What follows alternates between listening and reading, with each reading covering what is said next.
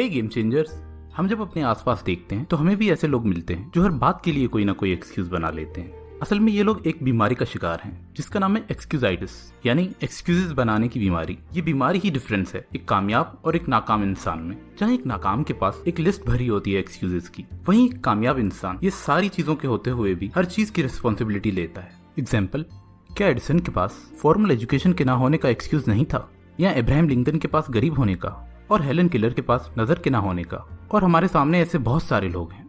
हर बीमारी की तरह ये बीमारी भी वक्त के साथ साथ बढ़ती जाती है अगर इसका सही से ट्रीटमेंट ना किया जाए। इस बीमारी का पेशेंट हर टफ टाइम में कोई ना कोई एक्सक्यूज बना ही लेता है अपने आप को बचाने के लिए, जैसे उसका बीमार होना, बेस्ट एजुकेशन का ना होना, बैड लक, या फिर उसके पेरेंट्स ने उसे सही से नहीं पाला। जब उसका माइंड एक रीजन को सेलेक्ट कर लेता है तो वो हमेशा उसी रीजन को यूज करता है अपने आप को और बाकी सारे लोगों को एक्सप्लेन करने के लिए कि वो आगे क्यों नहीं बढ़ पा रहा। हर बार जब भी वो इस एक्सक्यूज को यूज करता है उसके सबकॉन्शियस माइंड में ये बात फिट होती जाती है। शुरू में तो वो मानता है कि ये सिर्फ एक झूठ है, पर बार बार यूज करने के बाद वो खुद उसे सच मान बैठता है।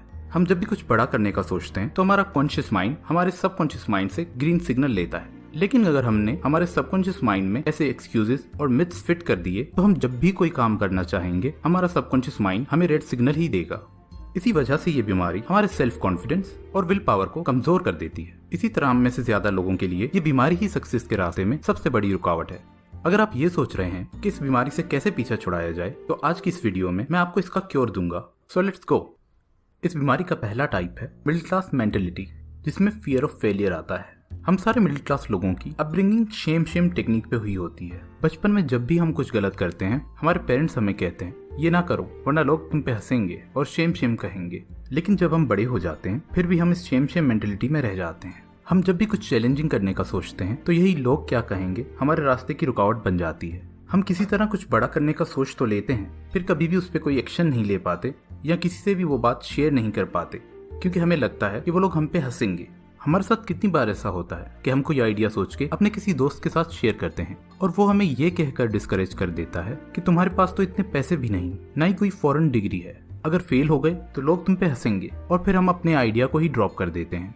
हमारी ये सोच भी उस हाथी की तरह है जिसे बचपन में जब पाँव में जंजीर डाल दी जाती है तो शुरू में तो वो उस जंजीर को तोड़ने की पूरी कोशिश करता है, पर हर बार चोट खाने के बावजूद भी वो जंजीर को तोड़ नहीं पाता क्योंकि अभी उसमें इतनी ताकत नहीं। फिर वो इसी सोच के साथ ही बड़ा हो जाता है कि ये कभी नहीं टूटेगी। हालांकि जब वो बड़ा हो जाता है तो वो एक ही झटके से उस जंजीर को तोड़ सकता है, पर फिर भी वो ऐसा करने की कभी ट्राई नहीं करता और सारी उम्र एक ख्याली जंजीर जो उसके दिमाग में है उसका कैदी बन के रह जाता है। हमें भी अपने दिमाग पे लगाई हुई ऐसी ख्याली और कमजोर जंजीरों को तोड़ के अपने रियल पावर को रियलाइज करना है, क्योंकि सब फिरंगियों ने ही न्यू इन्वेंशंस या फिर बिजनेस आइडियाज का ठेका नहीं ले रखा। हम भी ये सब कर सकते हैं।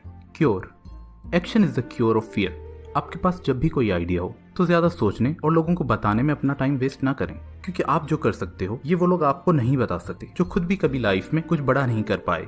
तो जो भी करने का सोचें उसे जल्द से जल्द एक्शन में ले आएं और इसी तरह ही आप अपने अंदर के डर को ओवरकम कर सकते हैं। टाइप 2 है बैड लक। देखा जाए तो क्या लक रियली होता है तो मैं कहूँगा शायद हाँ, लेकिन क्या हम फुली उस पर रिलाई कर सकते हैं? तो मेरा जवाब होगा नहीं। आपका लक आपको कोई अपॉर्चुनिटी तो जरूर दे सकता है, लेकिन अगर आप उसके लिए प्रिपेयर नहीं होंगे तो आप कभी भी उसका फायदा नहीं उठा सकते। अगर आपका लक आपका साथ ना दे तो वो अपॉर्चुनिटी आपको देर से ही सही लेकिन जरूर मिलेगी। आप बस उसके लिए अपनी तैयारी और तलाश जारी रखें। सिर्फ लक पे रिलाई करने वाला इसी तरह है जैसे सड़क पे पड़ा हुआ एक सूखा पत्ता जो सिर्फ जब तेज हवा या तूफान आएगा सिर्फ तभी उड़ सकता है, लेकिन एक प्रिपेयर्ड बंदा एक बाज की तरह है जो जब चाहे उड़ सकता है। Cure, preparation. हम सब जानते हैं कि लक हमारे कंट्रोल में नहीं है, तो उससे कोसने के बजाय हमें सिर्फ प्रिपरेशन पे ध्यान देना चाहिए। आप जो भी बनना चाहते हो, जो भी काम करना चाहते हो, उस काम को पहले से ही सीखना स्टार्ट कर दें ताकि जब आपके पास से कोई भी अपॉर्चुनिटी गुजरे तो वो सिर्फ आपका ही डोरबेल बजाए। थर्ड टाइप है इंटेलिजेंस। हमने ये सेंटेंसेस सुने ही होंगे कि मुझसे कुछ आसानी से याद नहीं होता। ये इंटेलिजेंस एक्सक्यूजाइटिस की बीमारी है। हम में से 95% लोगों को ये बीमारी वेरिड डिग्रीज में होती ही है, पर हम में से काफी लोग इस बीमारी को अकेले ही सफर करते हैं क्योंकि वो दूसरे लोगों के सामने ये एडमिट नहीं कर पाते कि वो खुद को कम अकल समझते हैं। हम हमेशा इस मामले में 2 मिस्टेक्स करते हैं। पहली, हम अपने ब्रेन पावर को अंडर एस्टिमेट करते हैं। दूसरी, हम दूसरों के ब्रेन पावर को ओवर एस्टिमेट करते हैं। इसी गलती की वजह से हम अपने आप को शॉर्ट सेल कर लेते हैं।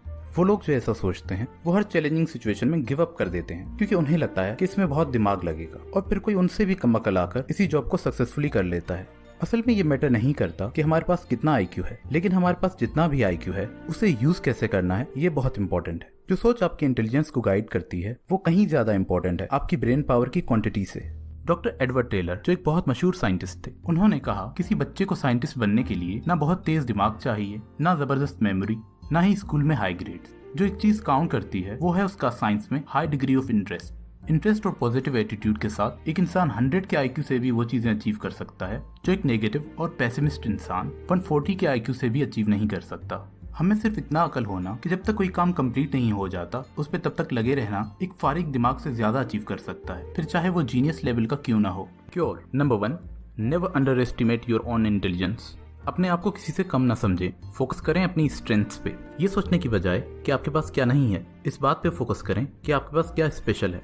Number 2, your attitude is more important. हर वक्त पॉजिटिव एटीट्यूड के साथ रहें और I am winning attitude develop करें। अपनी सोच को इस बात पे लगाएं कि कैसे जीतने के रास्ते खोले जाएं, ये सोचने के बजाय कि आप किस तरह हार सकते हैं। लाइक करें अगर आपको ये वीडियो पसंद आई, कमेंट करें अपने व्यूज, शेयर करें अपनी फैमिली एंड फ्रेंड्स के साथ और सब्सक्राइब करें टू ग्रो योरसेल्फ।